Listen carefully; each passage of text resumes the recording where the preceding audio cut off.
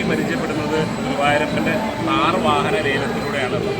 ഗുരുവായൂരപ്പൻ്റെ അന്നത് താർ വാഹനത്തിലൂടെ ഒരുവിധം എല്ലാ ഗുരുവായൂരപ്പ ഭക്തന്മാരിലേക്കും എൻ്റെ പേര് അല്ലെങ്കിൽ എൻ്റെ മുഖം ഒരു എന്താ പറയുക ഗുരുവായൂർക്കാരനായിട്ടാണ് എന്നെ അതിനുശേഷം എല്ലാവരും അറിയുന്നത്.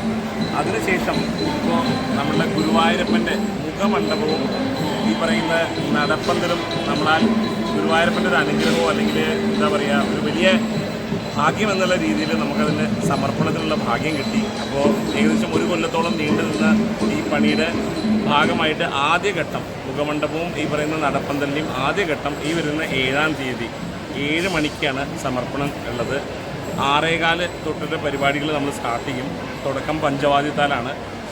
7 മണിയോട് കൂടിയിട്ട് വരുന്ന ആ ഫംഗ്ഷനിൽ നമ്മുടെ വെസ്റ്റ് ബംഗാൾ ഗവർണറായിട്ടുള്ള ആനന്ദ് ബോസ് IAS സാറാണ് ഈ ഒരു സമർപ്പണത്തിന് ഇഷ്ടാതിഥിയായിട്ട് വരുന്നത്. നിറയെ ഇഷ്ടാതിഥികളും ഈ പറയുന്ന പോലെ നിറയെ ഗസ്റ്റുകളൊക്കെ ഉണ്ട്.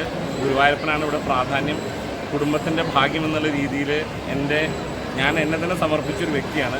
പക്ഷേ ഗുരുവായൂരപ്പൻ്റെ മുന്നിൽ ഗുരുവായൂരുകാർക്കും അല്ലെങ്കിൽ ഗുരുവായൂരപ്പ ഭക്തന്മാർക്കും വേണ്ടി ഇങ്ങനൊരു കർമ്മം എന്നിൽ നിക്ഷിപ്തമായ ഈ ഒരു കർമ്മം നടത്താൻ കഴിയുന്നതിൽ വളരെയധികം സന്തോഷമുണ്ട്.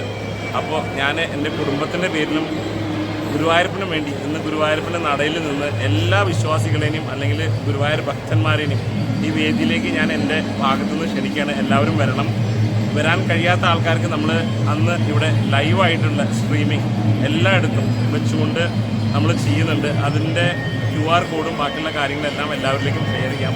എല്ലാവർക്കും വരാൻ ബുദ്ധിമുട്ടുള്ളവർക്കാണെങ്കിൽ അന്നത്തെ ആ പ്രോഗ്രാം തുടക്കം തൊട്ട് അവസാനം വരെ വീട്ടിലിരുന്ന് കാണാനുള്ള സൗകര്യങ്ങളും ചെയ്തിട്ടുണ്ട്. എന്തായാലും എല്ലാവർക്കും നന്ദി, നമസ്കാരം.